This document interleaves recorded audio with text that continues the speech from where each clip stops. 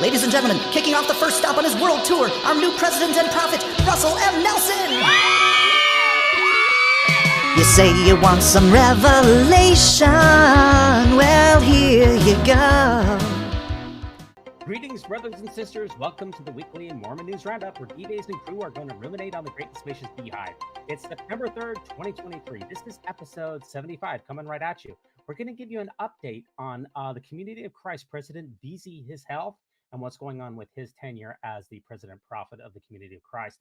Also, the LDS Church is putting on a very unusual gospel lecture series that's taking place in Utah with some very high-profile people. We're going to tell you all about that. You know, Mrs. America, she's Latter-day Saint, and she's stoked a bunch of controversy. You're not going to want to miss it.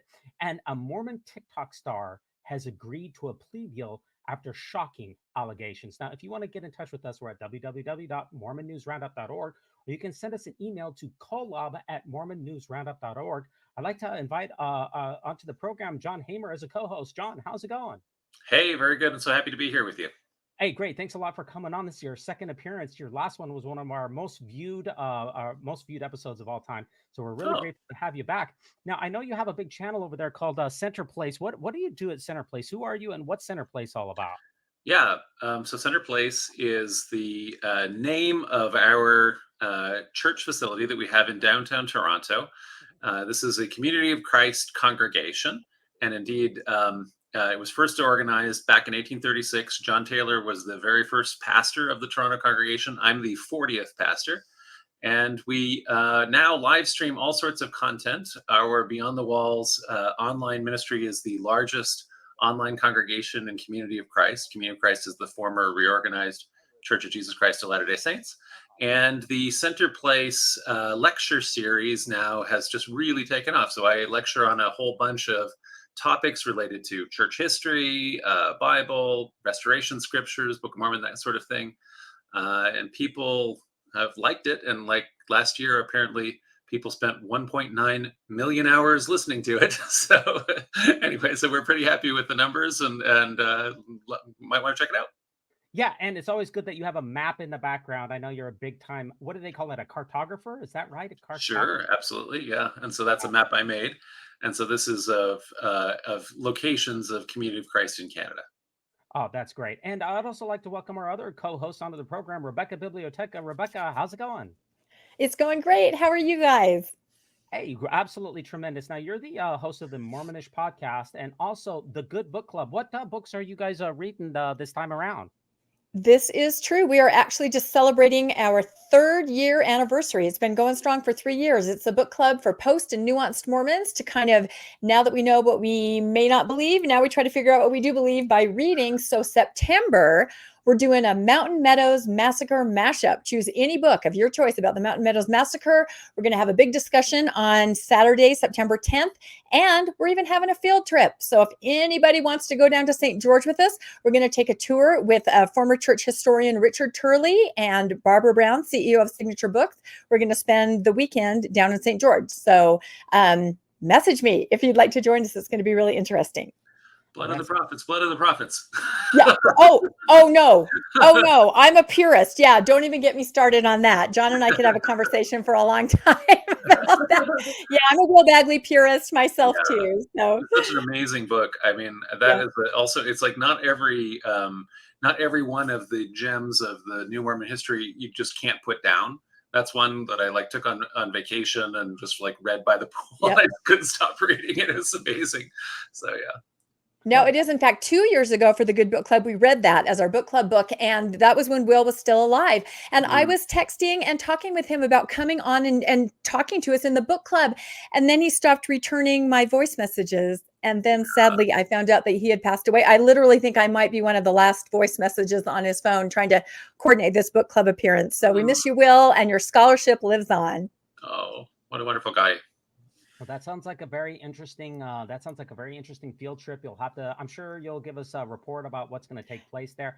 Those are a couple of big grabs there. Richard Turley, Yeah, Barbara from Signature Books, Barbara Brown. Yep. Sounds like a absolutely. tremendous endeavor. You guys have so many things going on, which is great because this here at the Mormon News Roundup, we like to keep our pulse on what's happening, and you guys are movers and shakers. And that does remind me, though, Rebecca, you have the Mormon joke of the week, which we always like to start off with that. So what do you got? I do. And, I love this part of the program because I get to just kind of peruse a whole bunch of jokes and laugh so hard and then try to pick one that's going to be right. I run them past different people and it's so hard to choose. I wonder if you would ever consider having like the 3 Mormon jokes of the week or something. Honestly, I have a hard time, but I have narrowed it down to 1. So the question is, how many general authorities does it take to change a light bulb? None. It's a gaslight. Oh.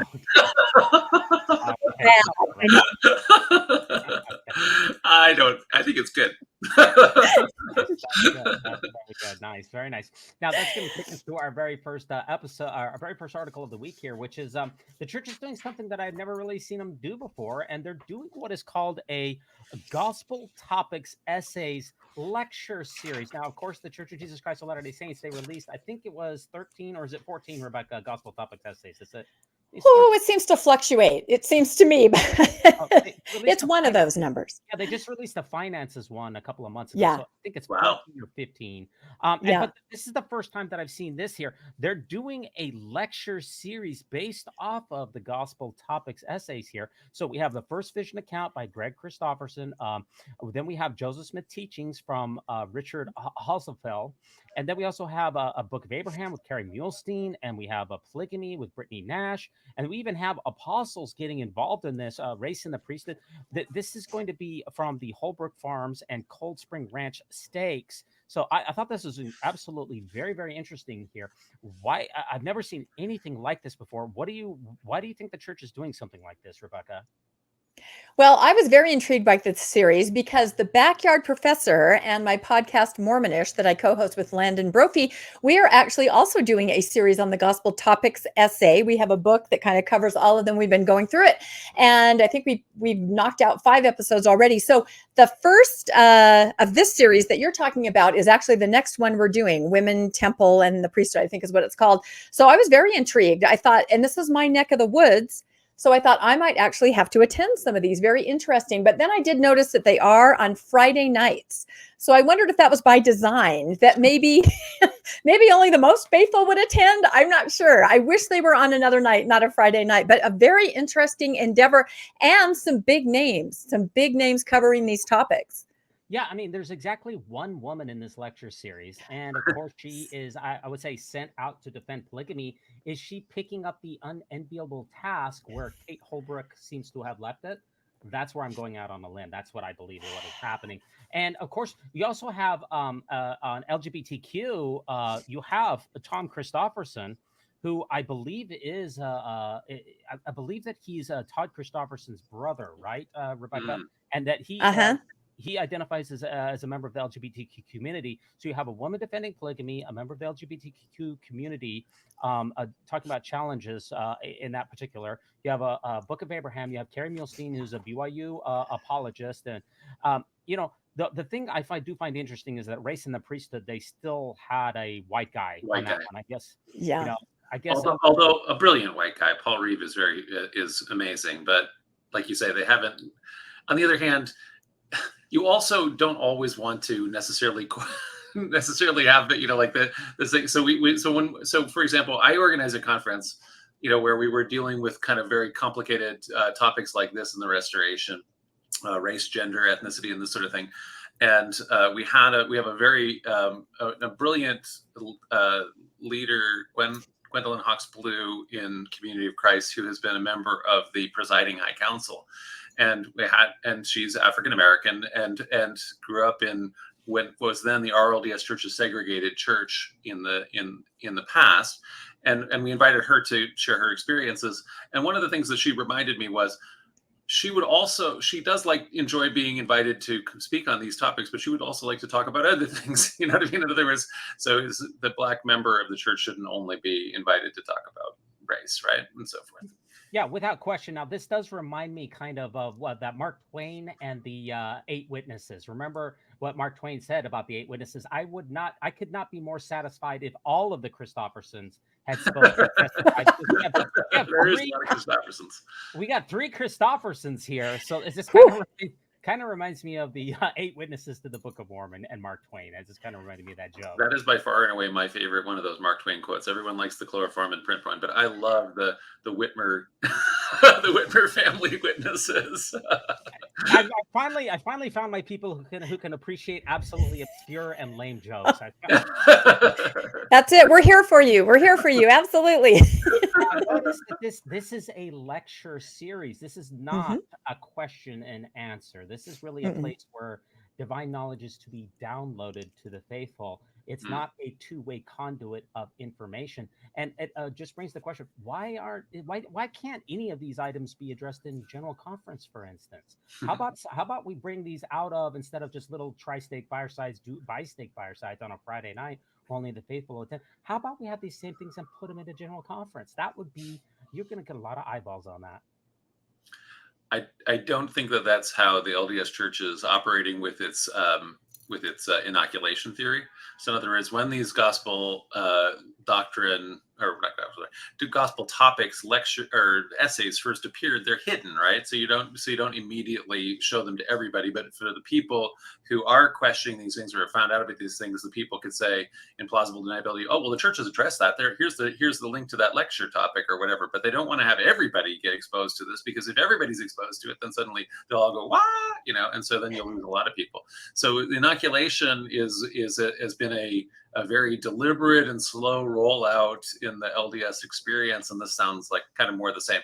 So where you're trying to follow on this LDS rescue model, like the Sweden rescue, the Boise rescue, whatever, all those rescues, but in this case it's like, let's have inoculation lectures on a Friday night for the people who really want to go, and therefore, but not the diehards. Not bring that to general conference. We are not talking about this in a general conference setting. No, and I think it also has to do with the middleman. I think you'll notice that the church often, when they need to get information out, they will use a middleman. Scripture Central, formerly known as Book of Mormon Central, Fair Mormon, they will give information to these sort of adjacent, platforms so that the information can get out where it needs to get, but a little backed off from exactly presenting it as officially as in conference. But the information gets out to the people that need to know. Yeah. Now, I've got the inside scoop here, guys, on the next lectures that are going to happen. There's about 9 of them that have been announced, and I've got the next ones that this is hot off the press here. And again, don't take this too seriously here, but here's the next 10 gospel topics lectures that let's just say I would like to see. Okay, so this is for our poll of the week. We always have a Mormon News Roundup poll of the week. We release these episodes every Sunday night at 9:30 p.m. Eastern Standard Time. For those of you in the live chat, get ready to cast your votes. But this is the next, here's the next ones that I'd like to see. How about this? Detecting murder sitting across from you in your office. The spirit of discernment in action. And who do you suppose would be a good one for giving that one, Rebecca? Gosh, there's so many people that probably need to give that one, right, to brush up on that exact skill. So I'm not sure. Who do you suggest? I suggest President Dallin Oaks. That's the. There you go. There you go. This just reminds me. I'm really good friends with Brent Metcalf, who is also in the middle of this thing, and is so much just this amazing scholar who it was actually scholars who and also in the case of the Tanners actually identified I think Hoffman as a forger before, or in other words, these things aren't right before actually even the scholarly community did, much less the prophetic community. So it's interesting.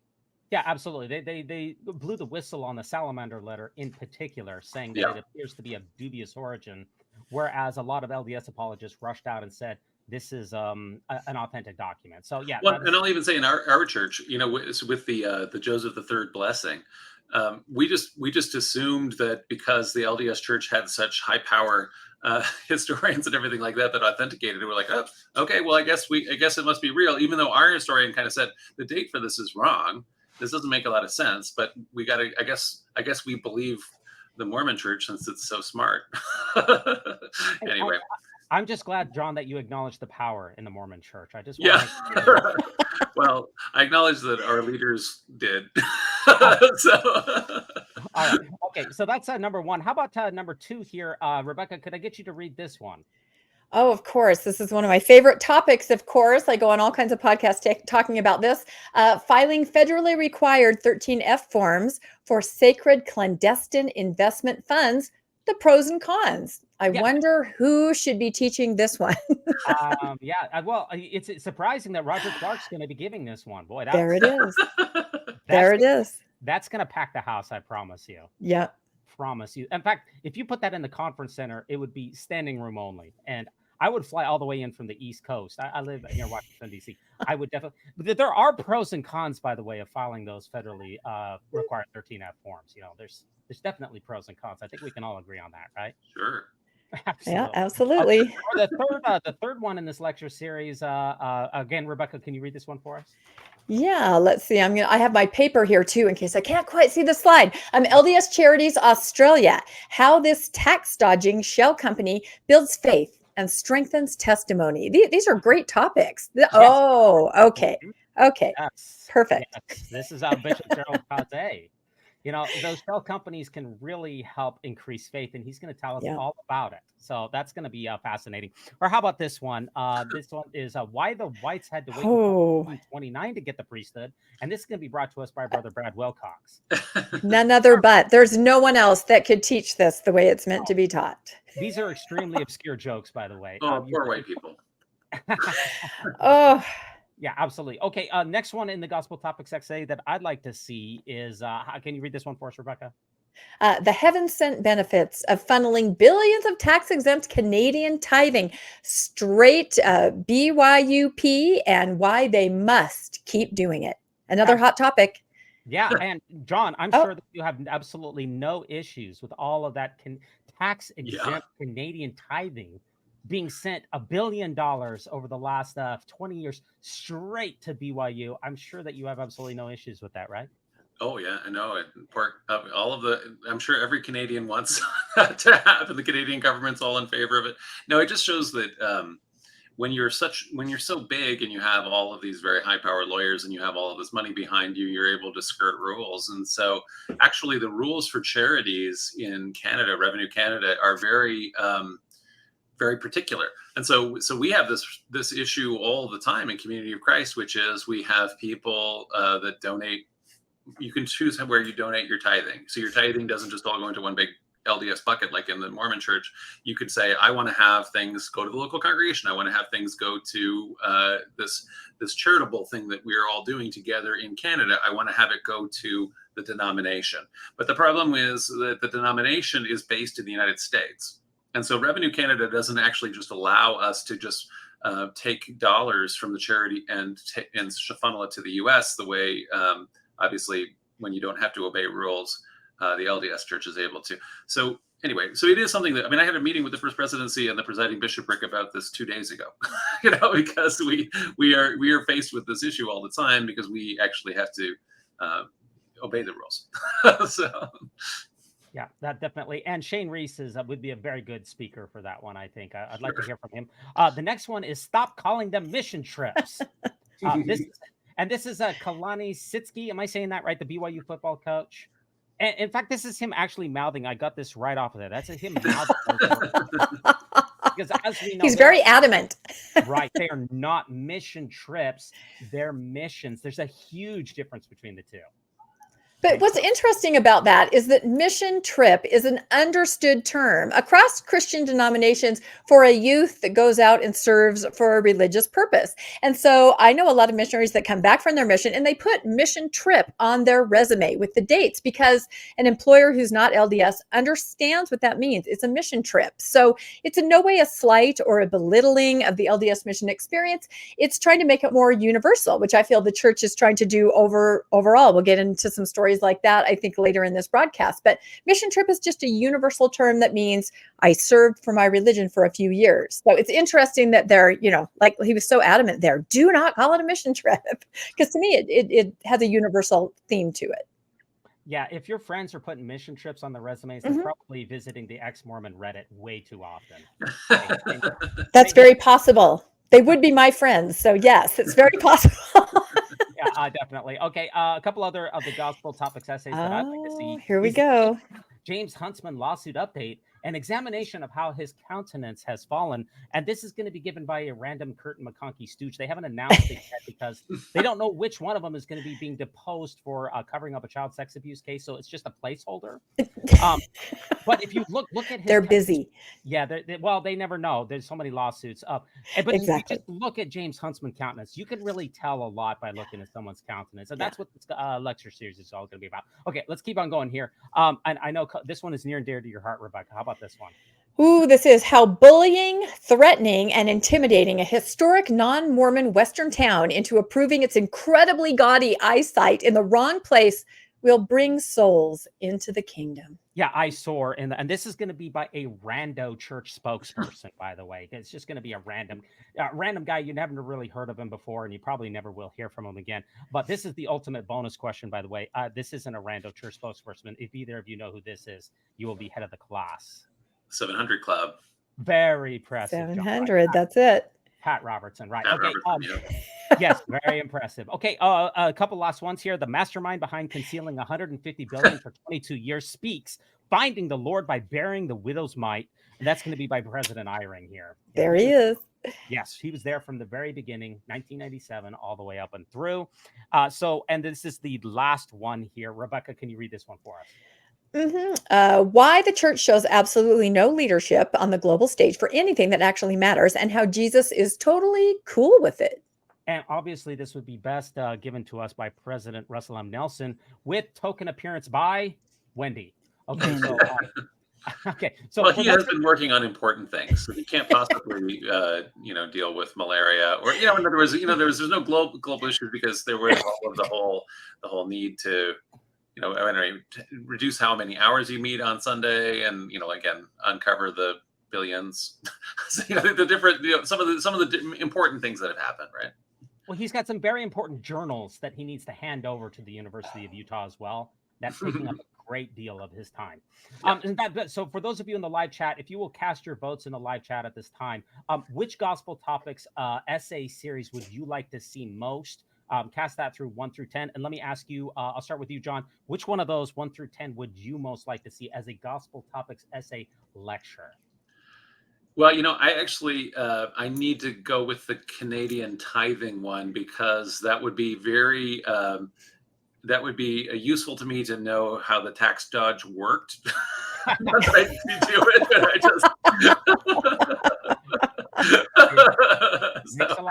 I need to listen to that one, take some notes, see what happened. Makes a lot of sense. And Rebecca, what about you? What are you voting for here? I'm all things temples right now, since Mormonish has put out some podcasts on Cody Temple, and Heber Temple has reached out. The Thailand Temple has reached out. I'm going to have to go with the Cody, because I think this issue around building temples is heating up. It's very interesting. So this is obviously just a joke poll, but the last time that a member of the Quorum of the 15 was asked a hot button question, it didn't actually go that well. I do have a clip of this. This is very, very new here. So this is the last time a member of the Quorum of the 15 answered one of these hot button questions here. And it's kind of, stop talking and I'm just going to close my mouth. Oh yeah, please someone help me off the stage. That's what happens when you ask them about some of those gospel topics essays. Oh dear. That is a really youthful member of the Q15, though. I don't know how many. That must be a newly called. Yes. And John, just for your information, that's the. I know you're Canadian. That's called the Utah. That's our Senate majority leader, right? Senate majority leader. We don't worship kings and queens down here in the United States. We don't have duchesses and dukes. We have a little thing that's called democracy. You may want to look it up, John. Well, we are very happy to have a king, King Charles III of Canada. Right. King Charles. That's for our poll of the week there. That does take us to our next article here. And this is a real article here, unlike some of these other ones. But the church that sees its billions grow as it dumps stocks worth millions of dollars. So the value of its main investment fund now tops $49 billion, with $3 billion in Amazon. And of course, that is only the domestically required, that's only the domestic portion of it. According to David Nielsen, only 1/3 of it is accounted for by this 50 billion. It's probably more like 150, 175 billion. The biggest, for me, the biggest thing from this is that it says a new analysis from the Widow's Mite report. Let me give you this quote here. This is how much the church is.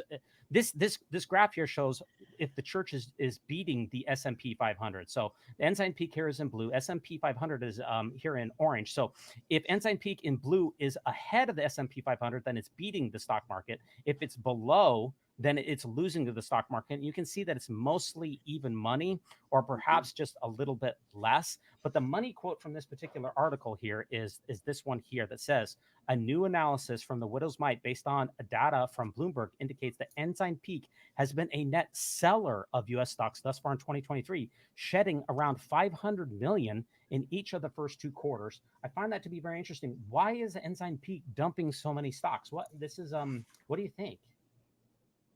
End times.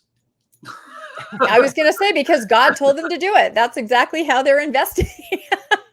I mean, I was clear that when God told them to buy like all of downtown Salt Lake City to build that mall right before the real estate crash, so they bought at the really high point of what all those malls and stores were worth, and then they had to redevelop the whole thing, and it cost more than like the Burj Dubai, right, to make a little mall in downtown Salt Lake City. So it was $1.4 billion. Yeah, it's amazing. Yeah. So anyway, that was a lot of inspiration on that one. So. Yeah. As a matter of fact, the church in the last month has dumped a great deal of Missouri real estate, has gotten rid of 1,800 acres in Missouri. So instead of, and that was the promise, especially for the first 5 presidents of the Church of Jesus Christ of Latter-day Saints, was that we were planning on reclaiming Jackson County all the way up until, really, I would say, Joseph F. Smith. After Joseph F. Smith, the promise of going back to Missouri was basically washed away, in my opinion. But the church is doubling down, like you said, John, buying a lot of real estate in the Salt Lake City area and getting rid of Missouri, which was supposed to be the promised land. Any thoughts on this last article here, Rebecca? Well, you say the idea was dumped, but not in my family. We were going to Missouri. That was a reality in the 70s and 80s for my family. So no, and you see articles like this and you see the headlines, billions and millions. I think people just can't comprehend these numbers at all. So they just kind of go, when you have as much money as God, whatever, lose a few million, gain a few billion. I think people are almost tired of looking at the numbers because they can't quite understand, which is why I would suggest that you watch some of the podcasts that are out there. Mormon Stories did a really good one. I got to be on it with, some of the Widow's Mite representatives and RFM. Try to figure this out. It's complicated to go through, but once you start to understand what's happening, your eyes will be open. It's a very interesting scenario. But I think most people just look at it, especially faithful members, and go, whatever, million, billion. It doesn't even compute that much money to most of us. Yeah, and the church is also spending a lot of money in restoring historic LDS sites. In particular, what we have seen here just recently is the church restoring here the Joseph and Emma family home. Yep. And by the way, this is one of the examples, just as a segue, with the billions and millions and whatever, in other words, this amazing amount of money that the Mormon Church has. When Community of Christ sold this house to the LDS Church, we sold it for probably 1/10 or 100th of what we should have actually. I mean, because people, we just kind of sold it for what it was worth, as opposed to what it was actually worth in terms of what the buyer would pay.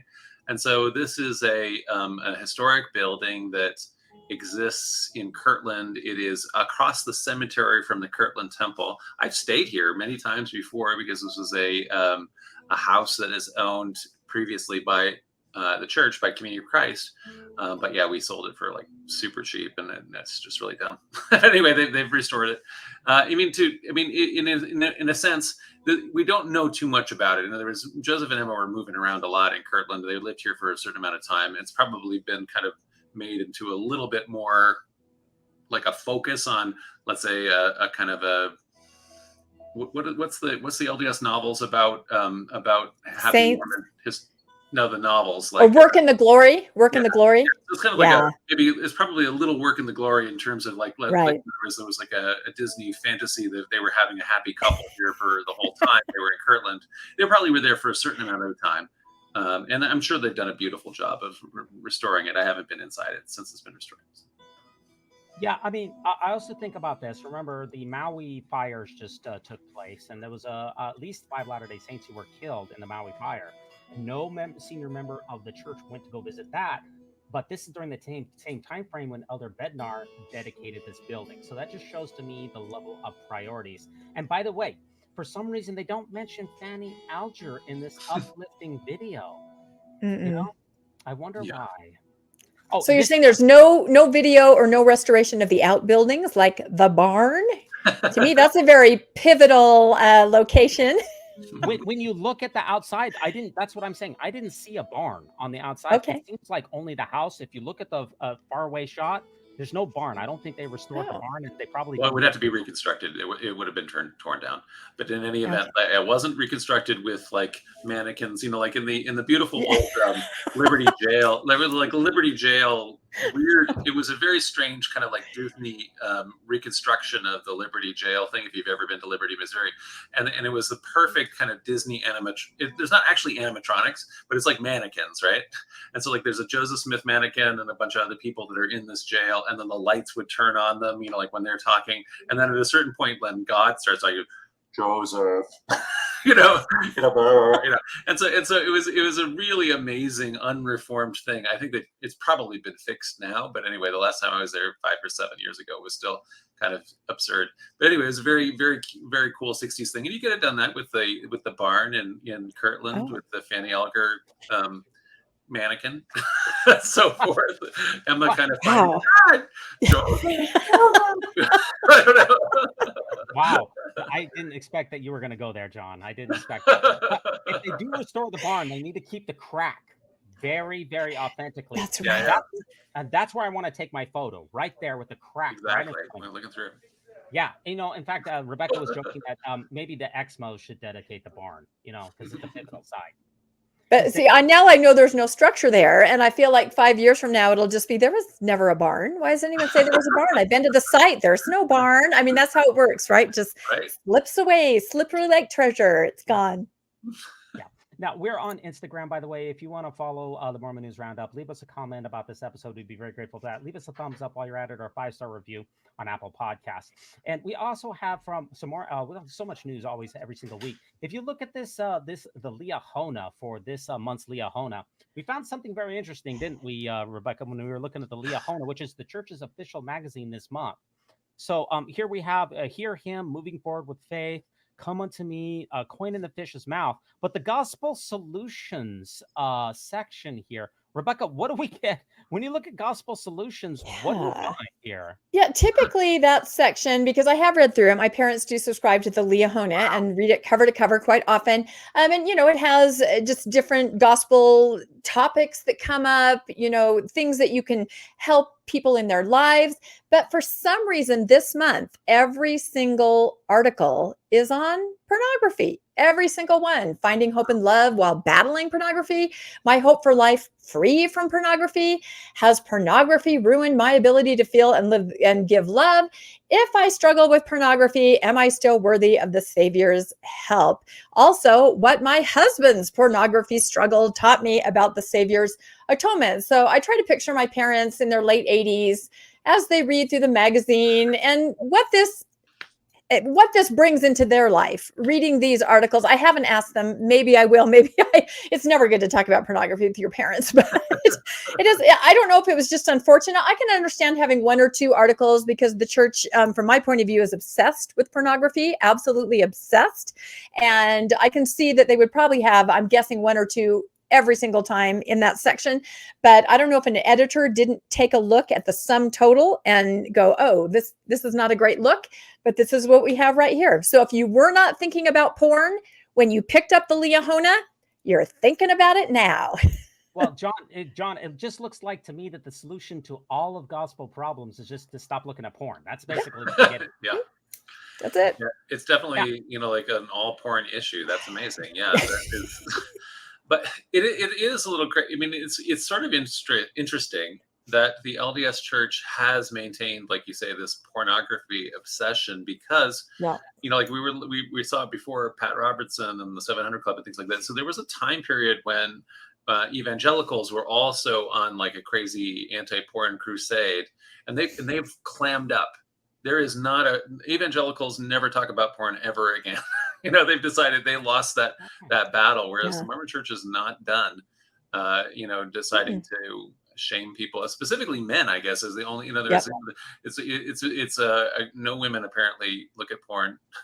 And that would be inconceivable. They cannot go there, not at all. So my husband's problem with pornography. Yeah, but again, they just keep talking about it. They just keep bringing it up. So I think the evangelicals figured it out. You know what? We're talking about it too much. If we just don't bring it up, it's just going to kind of fade away. But constantly, sacrament meetings, Sunday schools. I mean, I haven't attended regularly for a couple years, but toward the end there, I used to think about it from my parents' point of view. Who are in a care center, so they're not attending regular wards. But I would think, what does someone in their late 80s think about all these talks about pornography? You're just hearing it over and over. So, and I guess my only question left for the Liahona, if any of you have a copy there, is this section a centerfold? Is it turned to the? You can cut that out if you need to. Oh boy. Well, it just my takeaway is it looks like the Utah VPN legislation. It looks like it's not getting the job done because Utah passed a law that says that you can't look at porn, and now everybody's using the VPN to get around it. It looks like that is not getting the job done. And I would just like to say one thing. Look, for the strength of the youth pamphlet was refreshed this year, which is the guidance to the kids, and they took out the stuff about masturbation. But it looks like they're keeping in the stuff about porn, and that does remind me of one of my favorite memes out there is from Trexmo. I'm a big Trexmo fan. And what are we seeing here? I said, bring the gorn up on the main viewer, Mr. Sulu. The gorn.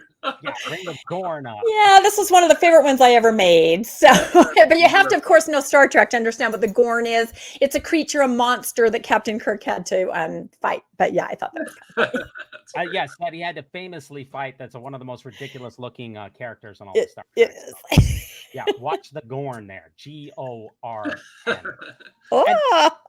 That reminds me, if I could just, for the gospel problem section for next month, I have a couple of ideas that might go along with this. And maybe you guys can give me a rating on a scale of 1 to 10 on how good these are. So I've got 5 of them for you of what I think should go in the gospel problem section for next month's Liahona. Hopefully the Strengthening Church Members Committee is looking at this broadcast and will pass it along. Okay, so here's number 1. Give me a scale of 1 to 10 if you think these will be good for next month. Okay, frank feedback. I'm not afraid of criticism. So number 1, my first one is what to do if my husband keeps fantasizing about his future virginal polygamous celestial harem. 1 to 10. No. 1 to 10. 10 being I think it's a question that most women have. If you remember, somebody tried to ask that question of President Oaks when he, talked about it at conference. But I think just like he poo-pooed and dismissed it, I don't think that they would probably cover that because even though it's a thought, we're just supposed to keep it to ourselves. Okay. Well, maybe but that's why it's needed, and so I give it an 8. Okay. There you go. That's it. Because actually, people are worried about that. Women. Yeah, it's a reality for women. It absolutely is. Absolutely. Yeah, for sure. Or okay, number two. I've got 5 of these, so that I think should go in for next month's Liahona. What to do if my bishop repeatedly refuses to report child sex abusers in the ward? Yeah. Do they find out? You just find out that that's what always happens. And has always happened. Yep. And will continue to happen. Yep. That's exactly right.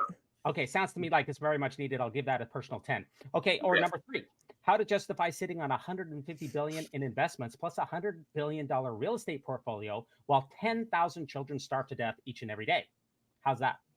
Yeah, that's a good one because that keeps people up at night. I think even the most staunch TBM in the back of their mind, they've got to go, I see hunger right outside on, Temple Square, right outside those gates. And then I see the fund. So there's got to be a lot of cognitive dissonance. So yes, I think that's definitely a needed article. Okay. Or number 4, what to do about the 50% of my ward who disappeared after COVID? Oh, no.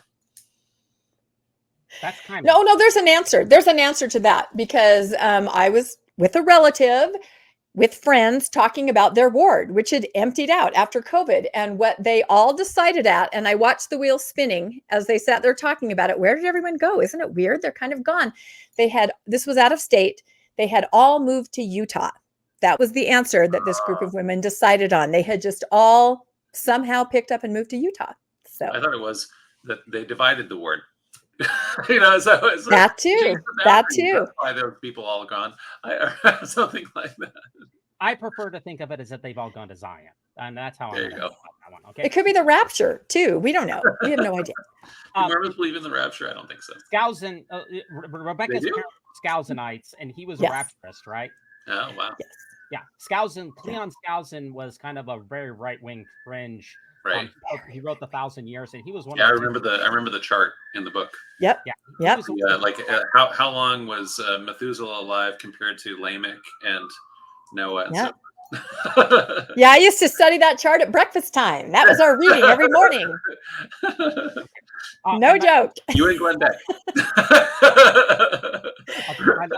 My last one for the gospel problem section for next month is, why haven't more people liked and subscribed to the Mormon News Roundup, the Mormon News Podcast, and Center Place? There we go. That's got to be a 10. Come on, can I get a 10 on that? 10, 10, 10. That's a 10. Yes. All right, it's time for that temple ticker portion of this Mormon News Roundup, and this is the the latest temple that's been open here, Bangkok, Thailand, open house. This was dedicated by Elder Gong here. One heck of a temple. Look at that. Yeah. It's a mammoth temple, I would say. And if you've seen those pictures of it illuminated at night, you can't miss it. Let's just say that. Yeah, I mean, this is just really, really incredible here. You know, and I think I think it fits pretty well with the downtown. I personally like to see temples in downtown areas because then they're accessible to people who don't have transportation or somebody who, you know, doesn't have their own car. I don't personally like to see temples way out in the boonies where you can't access them easy. And what we just saw there is the project manager. This temple took 4 or 5 years to complete. The project manager, who is not a Latter-day Saint, he ended up converting to the church, and now he's being featured in the church videos here. Any thoughts on this Thailand temple here, guys? No, I agree with you about having temples in the center of the city. I'm in a city dweller. I live right in the middle of downtown. But the reality is that the Plaza Zion, the idea of it is like the temple is in the center of the square, right? And so that when you do this thing where you throw it out into the boondocks, into the suburbs, and you got to drive there, then that's like the opposite of what anyway the original plan of Zion would have been. And so I do kind of like them. And this one actually looks kind of original. I mean, some of these, you know, there's the real low point of LDS temples in my book is the micro temples kind of from the 80s and 90s where they're so cheap. And I don't even consider those temples. I think of those as endowment houses. And I appreciate that some people consider those to be temples. But in any event, some of the newer ones are at least bigger again. And this one looks more interesting than some of them. So. Yeah, and Rebecca here, this is from I got this tweet here. It says, "I love seeing the temple spread here. Anyone trying to claim that the church is hemorrhaging members isn't paying attention."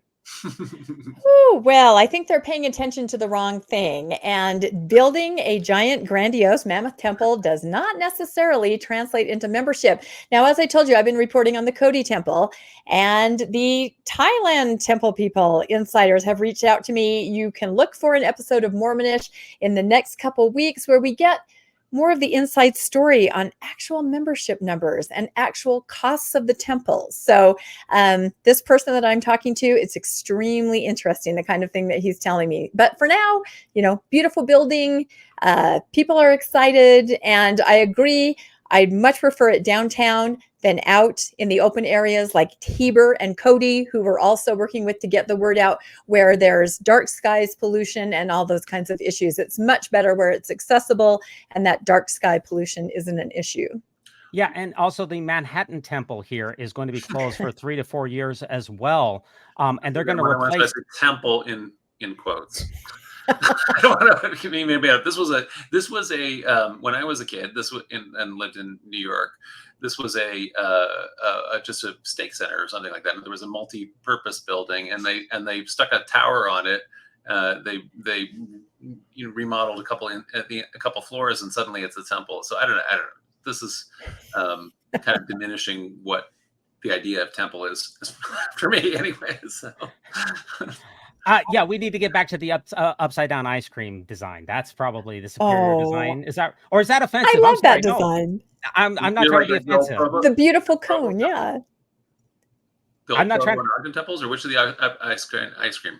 The Kansas City, the Independence. That one. No, that's the best temple that has ever been built in the Latter-day Saint tradition. It is amazing. It is. I love that. That converted me to the church. I love that building, and so no, I mean I'm a fan of. I love temples. The Washington D.C. temple, I think, is the last very significant, beautiful, architecturally significant temple that the LDS Church has made, and it's amazing.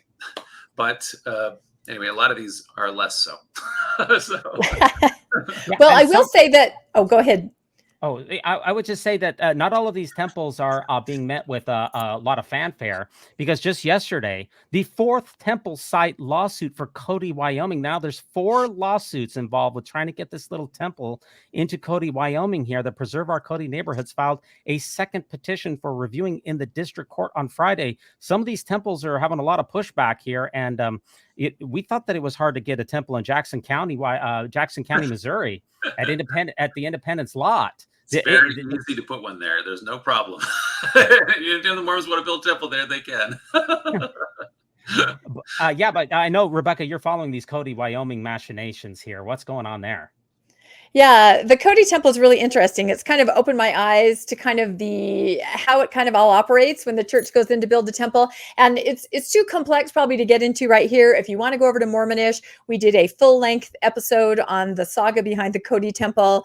Basically, it's being built in an area completely residential, not zoned at all for it, dark skies, no access, all of that. And they kind of railroaded the city council and the zoning board to kind of push some things through. When things didn't quite go their way, they filed 2 lawsuits. A citizens group, Preserve Our Cody Neighborhoods. You can go find that on Facebook and see how you can help if you'd like to support. They filed a countersuit for protection, and now they filed another one. So it's very much back and forth. There was some, legal maneuvers where they pretty much said to the city, "Don't even try. We can outbid you, right, on this whole thing." Yeah. So there's just a lot of back and forth. The citizens that we are kind of working with, they definitely would love to have a temple in Cody.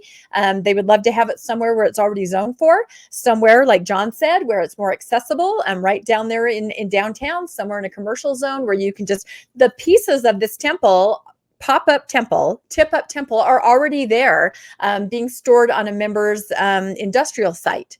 So it would be very easy if they just pick an area where everybody's happy with it and tip that temple up. It could begin very soon, but I don't think that's going to happen because they're now in this huge battle. So we'll see what happens. Right now, there's no permit issue.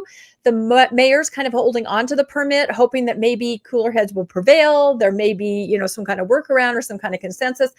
He eventually may just say, go ahead, and then it'll still be pushed up to district court. So there's a lot going on there. We do updates periodically on Mormonish. But it's a very complicated situation. But the takeaway for me is these citizens are more than happy to have a temple in their town. They just want it to go where it's already zoned for, instead of pushing things on the citizens that they don't want. Yeah, absolutely. And we also got some more information about temple utilization. And somebody went into the, the LDS Church has a temple scheduling feature, and somebody scraped the data using an API script to get all of the information about the utilization rates for September of 2023. So we can see what the appointments were on all LDS temples, I think there's 150 operating temples, I believe, somewhere around there. And this data is very, very interesting. I actually reached out to the individual. I got some of the raw data to try to confirm it. It looks pretty authentic in my opinion. But for baptisms for the dead, total for the month of September, there was a capacity of 372,000 baptisms for the dead. And about 158,000 were actually done. So that's maybe a 40%. About 40% utilization. And that's actually pretty high, because if you look at initiatory capacity over the entire church for that month, September 2023. The capacity, if it was at full capacity, would be 329,000 initiatories, but only 41,000 were done. So you're looking at like a 15% utilization rate for initiatories, which obviously is pretty low. In fact, Guam only did 9 reservations in the entire month, and Guam has 2,500 members. So it's pretty low. And let me just cover these last two, and I'll get you guys' thoughts on this. Endowments, which is obviously one of the most important ordinances in the temple, there's a capacity of 1.1 million endowments for that month, but there was only 151,000 reservations. Again, about a 15% utilization rate. And what we're finding also, most of these, a lot of the reservations are skewing female. About 60% of the reservations are filled with females. And finally, we have sealings. That's what some people would call a marriage. The capacity is 369,000, but only 39,000 reserved. So what we're getting from this scrape data is that utilization rate is somewhere in the 15% range. And again, you're making an appointment. You don't always even fulfill your appointment, right? Some people make an appointment, then something happens and you don't go in. So your utilization rate across everything, except for maybe baptisms, would be about 10% utilization rate. It's a very, very low utilization rate. Any thoughts on this one, John? Well, I'm sure that would just jive with what most Mormons know from like the kind of desperate bishop or stake leaders who are saying, no one's coming to our temple and somebody's got to, sign up for this thing. And so there's a bunch of begging to go to do it. And yet it keeps on getting built. And so, the problem is that, for the LDS church in the 70s and 80s, the thing that legitimized it, despite all of the problems of the New Mormon history, all of the debunking of Mormon faith claims that occurred in kind of like the reality-based world, it was saying, well, we're the fastest growing religion in the world, and so that counters all of that. Well, now the growth is evaporated, so there's no more growth. And so now how do you legitimize the church? And so the leaders of this church have just decided we're going to build fancy temples and that'll prove that we're still growing or whatever. And so, talking about utilization. So if they built that Rome temple, I don't know how many members there could possibly be in Rome. And again, it's not in the city. It's out in the parking lot of a Home Depot, and it's super fancy and all this kind of thing. But how many people could possibly use that thing, And so it was just so that they could get all of the Q15 out there to stand in front of the big statues that they made, and now we're in Rome and be happy with themselves. But it's just a big vanity project, unfortunately. That's what I think. Rebecca, what are your thoughts on this 10 to 15% utilization rate? Yeah, I agree exactly with what John is saying. It is one of the very few avenues left to look like something amazing is happening in the church, a temple. You get some positive PR when it's announced and when the open house is and when it's dedicated, things like that. But the reality, like if I can go back to Cody, so people in Cody, the town of Cody staff the Billings and Helena temple. So the people in Cody I talked to are like, well, okay, so now if we start staffing this Cody temple, there's no one to staff the other temples. So I feel like even faithful members, when a temple is announced in their stake, probably a few miles away from another temple, they're scratching their heads a little bit and worried about what that's going to mean to them. I also have a lot of information from people that are contacting me about, how few hours some of these templars are open. You mentioned Rome, it's more like a destination temple. It's not open, open every day, all the time. As I understand it, the Thailand temple is going to be like that too. Very limited time that it's going to be open. So it's like frosting. It looks great on the outside, but it's just full of air. It really is not what it purports to be. Yeah, especially some of these smaller temples are only going to be open 2 or even 3 days a week for just a couple of hours in the evening time frame. Only going to run a couple of sessions, and those sessions, as we've seen, are only 10% utilization rate. It's a very low utilization rate, and that reminds me that I saw this, Rebecca, when I was driving around Utah last time I was visiting. I saw this on the highway. It said next temple is 1/4 mile.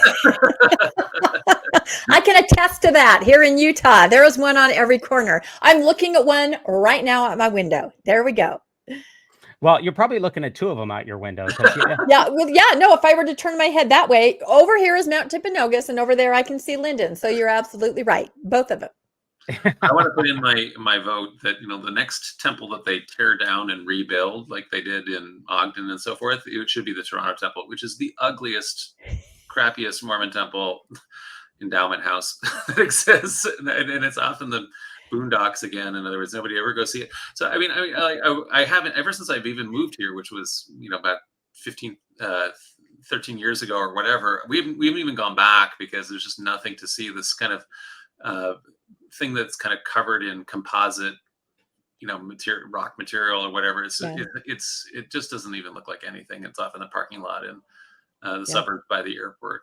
Anyway, well, I find that highway sign to be very helpful, because then you know when you need to plan out your next temple trip. That's right. Don't panic, right? There's going to be one in another fourth. You're going to be okay. And really, that's not Draper. You're not. You're almost a Draper. But no, it's funny because I'm old enough that when I remember that a temple, it was in a very special location. Like, it was somewhere where it was a destination. You had to go to it. It was in a beautiful area. And now they literally, at least here in Utah, they pop up right beside the freeway. I'm thinking of the Orem. Well, it's technically another Provo temple, but it's over in Orem area. Taylorsville out there. They're just right off the side of the freeway. It's kind of like, that isn't so special. It's more kind of like a curiosity. What is that? But it is nice in the Taylorsville temple that they have the blood donation right next door. They do have the blood donation next door. And in the case of now I say Orem because it's right on the border of Orem. It's right there by the Utah Valley University. That temple last year, when I was driving by, there was a fire in it. So because it was so close to the freeway, I was able to see the fire. Other people were reporting it, so it was able to, I think it ended up being arson, but that was taken care of very quickly because the temple was right there on the main drag. So that's a positive, I guess. Just like the pillar of fire that Moses had. And, when I drove by and saw that, I was like, oh, is this some kind of manifestation that I'm seeing? And then I realized, no, I'm a post-Mormon. I would not be seeing a manifestation by everybody's, how they would characterize me. So no, it must be a fire. Well, it actually turned out to be arson. The Bureau of Tobacco, I think it was the Bureau of Alcohol, Tobacco, and Firearms put out a reward. I think it was $5,000 or $10,000 for information leading to the arrest. And I don't think that they actually found out who started the fire, that it was not just a short or anything like that. Our next article here was from Jana Reese on flunking sainthood here. And she's talking about what Mormons can learn from Twitter. I mean, X. And she says, if you're still calling X Twitter, then don't send me hate mail about saying Mormon. I think this is very ironic here, because everybody's having a hard time calling Twitter X, because language, it just doesn't change overnight. And there's a lesson in this for members of the Church of Jesus Christ of Latter-day Saints, because this is the 5-year anniversary of making Mormon a bad word. John, are you still calling Twitter X, or have you fixed your verbiage? No, I have not changed that. I'm not going to call it X. That's absurd. But, in terms of the Church of Jesus Christ of Latter-day Saints, I do try sometimes, but it's impossible. This has been the problem since the very beginning of the church. So when the church was founded, it had a brand identity issue. So they decided, we are going to be like, we are a restoration of the church that Christ founded. And so it has to be called Church of Christ. But nobody's going to call one random Church of Christ, since everything is called Church of Christ. And so then you have an interesting book called the Book of Mormon. So everybody calls you Mormonites. And so right from the very beginning, everybody's been called Mormonites, and so, or Mormons. And so it's like in 1833, Oliver Cowdery, is writing, we reject this term. And we want to be called, and so then they create the term Latter-day Saints in order to try to create that, and so that has been fairly successful. And so saying LDS is actually a big compromise on the part of everybody else, but in the end of the day, you cannot have to say members of the Church of Jesus Christ of Latter-day Saints over and over again. It's the same thing that we had as a problem. Members of the reorganized Church of Jesus Christ of Latter-day Saints is too damn long, so anyway, it just can't be done. So. Yeah, Rebecca, that does explain why the official name of the church from, I believe, 1833 to 1837 was the Church of the Latter-day Saints, right? That's right. Yeah. That's right. There have been some various variations throughout time, but I will say that the use of the word Mormon is something I don't often engage on anything that I disagree with faithful Mormons, but on that I do, because I say I am a Mormon. I mean, one of the first books I remember reading was Meet the Mormons in the early 70s. It was this big picture book. I was raised a Mormon. I was called a Mormon. I now call myself a post-Mormon because culturally I'm still a Mormon. I was in the church for over 55 years. So I do push back on that. And I say, I'm happy to respect what you would like to be called, but I still consider all of us who have this background, a Mormon. And I actually believe we will return to being a Mormon. I mean, who can resist the cute little, was it President Benson and his I Am a Mormon Boy, his cute little song?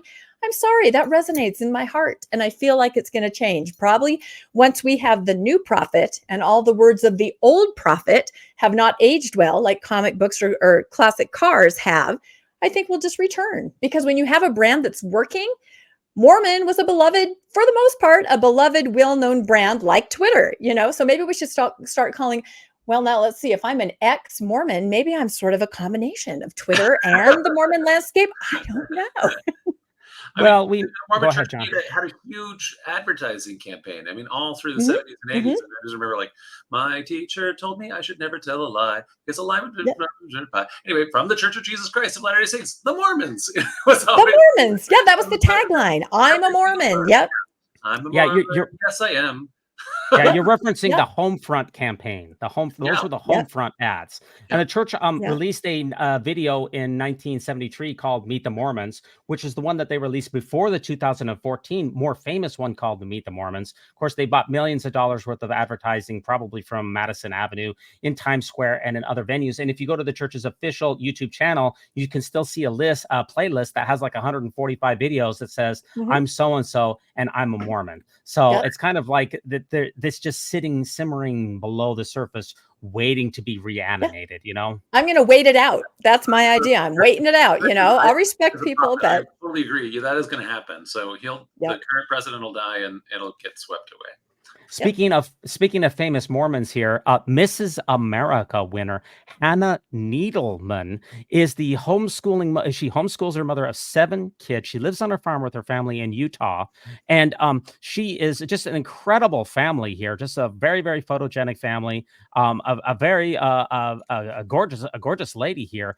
Incredibly talented. And, what's interesting here is when you look at this particular tweet here, it says that she's a Christian mother, and all of the comments are saying, no, Mormons aren't Christians. Don't make me laugh. No, this is not. Instead of trying to congratulate her, she's not a Christian. She's a Mormon.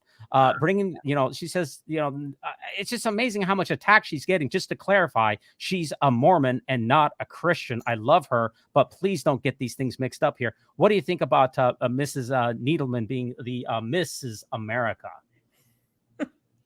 Yeah, I think it's great. I kind of looked into her background, and she's been many Mrs. things: Miss Springville, Miss New York, Miss Utah, second runner-up for Miss Utah, Miss Sweetheart, Mrs. South Dakota. So she's definitely a beautiful, incredible, talented person, a wonderful mother. And something that everybody loved is when they were asking her the questions during the pageant about what's the most empowering moment of your life. She talked about giving birth to her children and having children. So she definitely championed those home values and the epitome of motherhood. But then again, everybody is saying, you're great, you're awesome, we love you. But you're not a Christian. So, and that seems to be a theme of a lot of things that we're talking about today, trying to appear to be something that maybe others don't feel that you are. So that's interesting. Yeah. Go ahead, John. I was just going to say, I would think that all of those critiques are coming from evangelical Christians and or evangelicals who call themselves Christians. And so for me, I would consider evangelicals, instead of, in the same way that we sometimes say that that some Muslims are not true Muslims, and so we use the word Islamists. Evangelicals, in my opinion, are Christianists, which is to say that they're also not Christians. So I'm a Christian pastor. I don't consider them to be Christians. I appreciate why they also don't consider Mormons to be Christians, because there is a big theological issue here. And you saw even the picture of the Trinity the diagram and things like that. Nevertheless, it's certainly not Christian to just immediately attack this woman, and to do this thing. It's not. It's a crazy point of theology, and shouldn't be the central thing that everybody's doing. So yeah, I don't consider evangelicals to be Christians either. That doesn't mean I'm going to lead with that when they're doing something nice, So exactly. Well, there's such a thing as being a self-reported Christian. I think everybody has a different definition, what it means to you. So if you feel you are a Christian person living Christian principles as you see it, you're self-reporting. I don't think anybody means what they mean when they see what anyone else means when they say Christian. So I agree. Don't lead with that.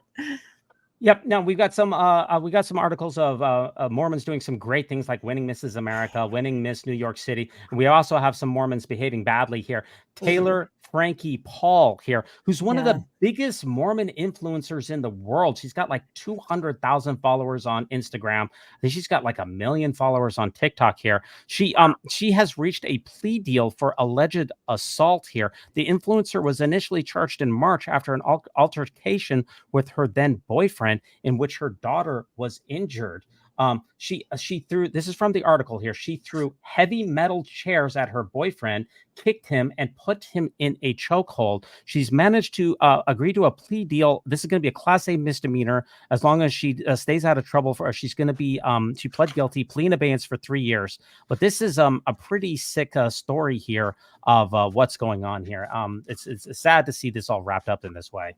Kind of the dark side, I think, of mommy bloggers. You know, it's interesting. It was only just a little while ago, I think, that people kind of went, all the top influencer mommy bloggers seem to be LDS. You know, it's very interesting. They all had, you know, interesting lives with lots of children that not everybody has, and they could experience that vicariously by watching these mommy bloggers. But it seems like a lot of them now are in the news from different things. And this situation was really unfortunate because there was a child involved. I think it was actually the boyfriend's child that, you know, when she was throwing things at her boyfriend, the little girl was in the way. And so obviously, you know, law enforcement got involved, but obviously some issues there. And I don't know if that means her fan base, you know, are they going to turn on her? Are they going to understand she had a bad day? Some kind of an MMA sort of a situation? I don't know, but it's unfortunate that it had to deteriorate into that when she's known for being, you know, very family oriented, a family mommy blogger kind of a person.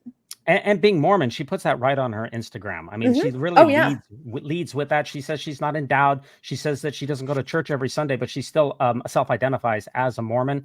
So when we see these very famous people that get into trouble, it makes me wonder. The biggest thing, honestly, that I wonder about this particular case, or that I think about in this is, you know, it's amazing to me. If you call a member of the Quorum of the 15 a liar, you're immediately excommunicated. But if you throw a heavy metal chair at your boyfriend, as well as kick him, put him in a chokehold, and do all of this in front of a small child, I would be very surprised if she was going to be excommunicated. It's interesting to me to see how the church deals with criticism versus how it deals with people who are literally dangerous. You know? But it's also that I'm sure, though, that anything that happens is a different category again because of the celebrity factor, right? And so so whatever the decision that's going to happen, you know, like you say, the red lines for the Mormon Church are obedience, but on the other hand, they also don't like bad publicity. So if a regular person did something, and it might actually, lots of things happen at a fairly arbitrary level because the local bishops have lots of discretionary power, right? So it depends on what your bishop decides to do. And especially for a woman, where, in other words, for a man, it has to go to a stake high council or something like that. But women, you know, like a just regular bishop could just go, well, I think that you did bad, and so we're going to excommunicate you. You know, and so it can be fairly arbitrary at that level, it seems like. I think it is. I also think that it's kind of the cult of personality. You know, when somebody is more well known and they are a Mormon, the church will definitely shine a spotlight on them. At David Archuleta, you know, it's amazing. Look, he's a Mormon and he's doing this. Then when they make different choices or step away, it just kind of fades out. They don't say anything. There's no discipline. They just hope the situation will go away. And you see it over and over as they embrace these celebrities or people that are more well known. They court them. They put them out front. And then, as often happens, the people sort of, you know, part ways with the church, and then the church, it just kind of disappears, all their notoriety. So I've seen it many times. I think you have too.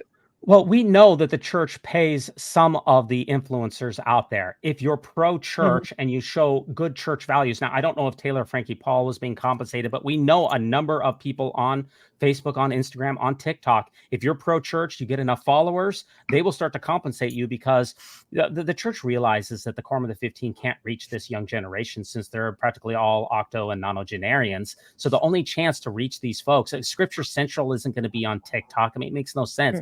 So that's the thing is she getting paid? I don't know, but a lot of people are. And one other thing, when it comes to notoriety, if you mess up and you have you have notoriety, if you look in the church's general handbook of instruction with regards to discipline, the church comes down on people who have a prominent church position and mess up, but in the church handbook, it doesn't say anything about being a notable person or a famous person. So it's really about your level of leadership calling. And as we know in the church, since women in the Brighamite branch do not hold the priesthood, that generally the punishment is going to be less because women virtually cannot hold high leadership positions. Any last thoughts on Taylor, Frankie, Paul, guys? I hope she gets the help she needs. Yeah, absolutely. I think it's part of a general phenomenon of because there is this thing that's happened in our celebrity culture, and through social media, people can have that rise so fast that in general that people aren't equipped always for that, and so then it goes to their head. They lose perspective. They don't want, they think they're so big, and so then they're throwing, they throw tantrum. They're doing things because they don't have the skill set to deal with that kind of and increased ego.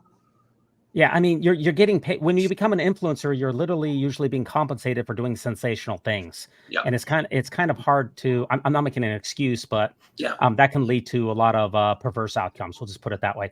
Now we got two last articles here to go through for this week here, and we're saving our best article for last. This is the second to the last article here, and this is a shocking article here. Ugandan man here is charged with aggravated homosexuality and could face the death penalty. So Ugandan authorities have charged a man with aggravated homosexuality, which carries a possible death sentence. This is absolutely shocking. This is one of the most regressive or repressive regimes in the entire world here. And the crazy thing about this, or the sick thing about this, is, Rebecca, there's an LDS connection to this particular story that is really something I can't believe. What's going on? Yeah, and I think you probably are more familiar than I am, but as I understand it, there's a family watch group that has been lobbying, protect the family, right? And supporting laws, situations in other countries that would prop up, the family. And so by doing that, you inadvertently, I hope, give rise to this kind of legislation, which is so punitive, for anybody that is breaking out of that ideal of the one man, one woman. And so that's what's happened in Uganda. We have people connected to Mormonism and in Family Watch, lobbying and getting those laws passed. And now here we see the first person, actually a victim of this law, literally facing a death sentence. Right. And this is the LDS connection here. This is very well established. Sharon Slater is an active Latter-day Saint. She's been featured in a number of church-affiliated magazines, including LDS Daily Living and Latter-day Saint Mag. She founded the so-called Family Watch International, which is based out of Gilbert, Arizona. And there's been a lot of links in between the president of Uganda and the Family Watch and her. She's done a lot of lobbying to try to get this legislation put in place. And it's a very, very shocking Mormon connection to this. What are your thoughts on this? This is really, really sick, John. Yeah. Well, this is like the outcome of the kind of strange bedfellows alliance. We talked about a second ago how evangelicals don't consider Mormons to be Christians and actually kind of hate Mormons. Nevertheless, evangelicals and Mormons got together politically in the 80s when they created a thing called the moral majority in order to attack human rights like this. And unfortunately, that has had not just an effect in the United States, where there has been an aggressive campaign within the United States to roll back fundamental human rights, but is actually more successful in some places, like in this case of Uganda, right? Which, as you point out, it's a coalition, Mormon and evangelical, that has influenced these laws that are now, going to actually not only just roll back human rights, but actually causing the death penalty for a person who is simply their inborn condition, right? So in other words, same-sex orientation. Yeah, in fact, there's another LDS connection to this. Matthew Holland, who was the president of UVU for a number of years and is now, I believe, a General Authority 70. He helped co-found the National Organization for Marriage, which also partnered with the Family Watch. So there's a number of LDS connections that are to this Uganda. And, it's just, it's amazing to me to see that we are in 2023.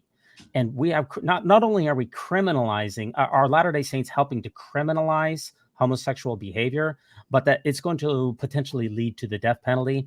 I can't believe that we're living in a modern day society and that this is our current reality. I really wish I knew what I could do about the situation like this, and I just kind of feel helpless. Rebecca, any last thoughts on this? No, it's just really unfortunate. And I know that a lot of people are watching it and they're trying to put in place sanctions, and they're absolutely expressing their horror and disgust for the situation. So I have hope that this individual will be exonerated or something will happen, because the world is watching, and this is absolutely not appropriate in the 21st century. Yes, and that does take us to our featured news article of the week here. And this is John, President Veazy. He released a statement here not too long ago regarding his health. And it's gone mainstream here. Statement from the First Presidency here on 30 August. What's going on with President Veazy, and what are we going to be seeing in the news for the community of Christ in the near future? Yeah, so Stephen M. Veazy has been the prophet and president for Community of Christ for the last 20 years. And he has had a health emergency of some kind. We do not know what that is. That has been kept private within the Veazy family, and we respect their privacy. And so I don't even know. I've talked, like I said, I had a meeting with the First Presidency and the presiding bishop just a couple of days ago. We did not talk about that, and I didn't ask, and I'm not going to. We don't know what it is, and we respect the family's right to privacy. But it isn't insubstantial, whatever it is, because it was announced that this happened a month ago, and after a month of consultation with the doctors and so forth, it has now been confirmed that President Veazy will remain on medical leave all the way up through April of next year.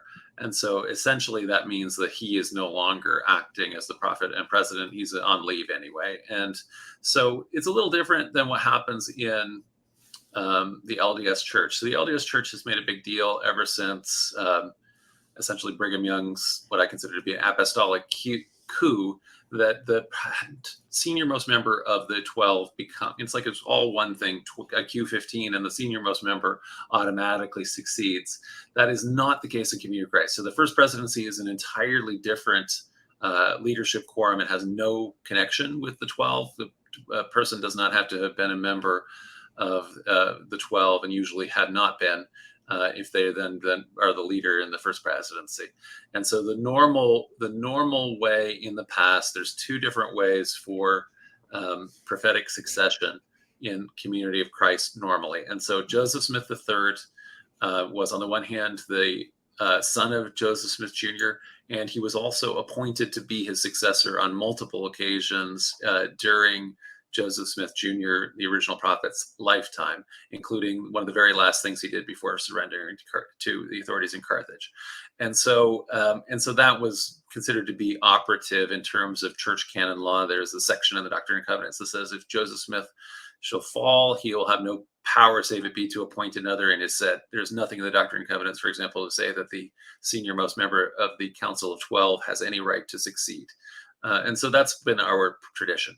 So that has been relatively operative all the way up until the 90s, when Wallace B. Smith, who is currently now alive, but he was the emeritus prophet and president of Community of Christ, when he retired, he declined to appoint someone from the Smith family. There are many Smiths in Community of Christ, but he said God is calling other people to be prophets of the church. And so he appointed Grant McMurray to be the president of the church.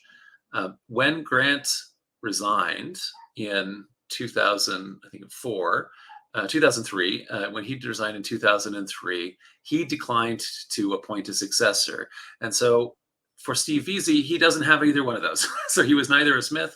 He is also not appointed by his predecessor. Instead, what happened is the First Presidency does not dissolve when the prophet either dies or resigns or retires. And so instead, the First Presidency continued to meet, and they called upon the church to have a worldwide discernment process. How is God calling to be the prophet of the church at this time? And that then in 2004 centered in the Council of 12, and they presented Steve Veazy as the nominee to the World Conference of the Church, who confirmed him as prophet and president. And so what had already happened as of the beginning of this year, President Veazy had said that he would retire in 2 years. And so he was already preparing to step down. And we were going through another worldwide discernment process. But the way he had announced it was at the end of that process, he would then name who that successor would be. And I was actually kind of critical of that, because I said, we can't really go back to appointment like that, because we should be using a discernment process. We're called to be a prophetic people. But what ends up happening now, because of the medical leave, because of the announcement that was just made 2 days ago, the First Presidency has now determined that, in fact, the Council of 12 will again present the nominee to a future World Conference. So in other words, Steve Veazy is on the one hand on medical leave, and he has now also been removed from the decision-making process in terms of the successor.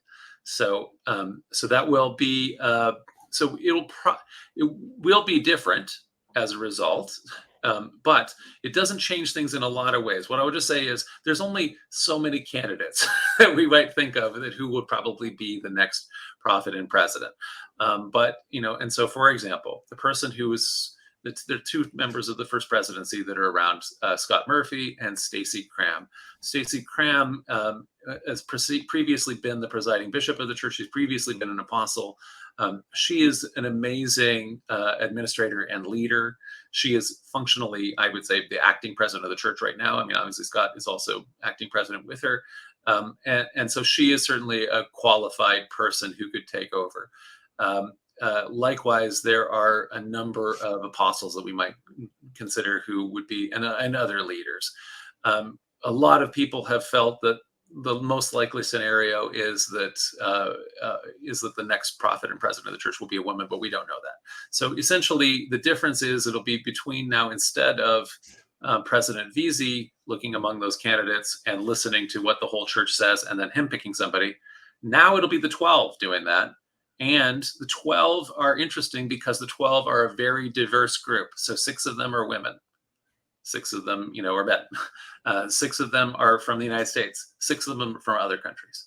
And so as a result of that, it is Steve Veazy is an American male, cisgender male, from straight guy from Tennessee. In other words, so it's now a much more diverse group that is discerning and praying about revelation, who's God calling.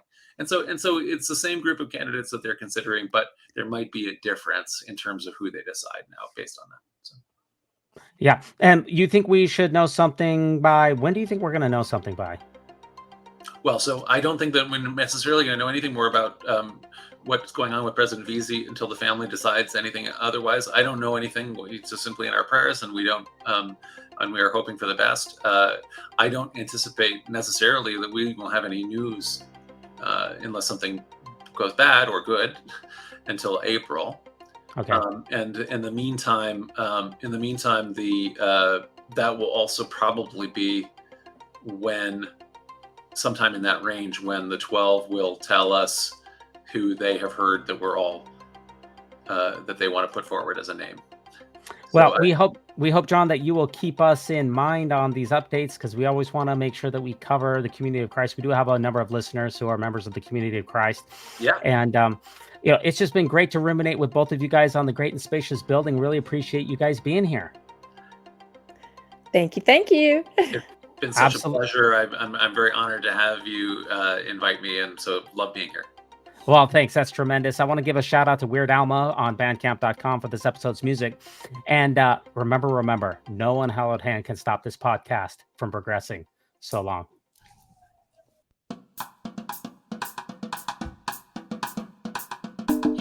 When it comes to nicknames of the church, such as LDS Church, the Mormon Church, to remove the Lord's name from the Lord's church is a major victory for Satan.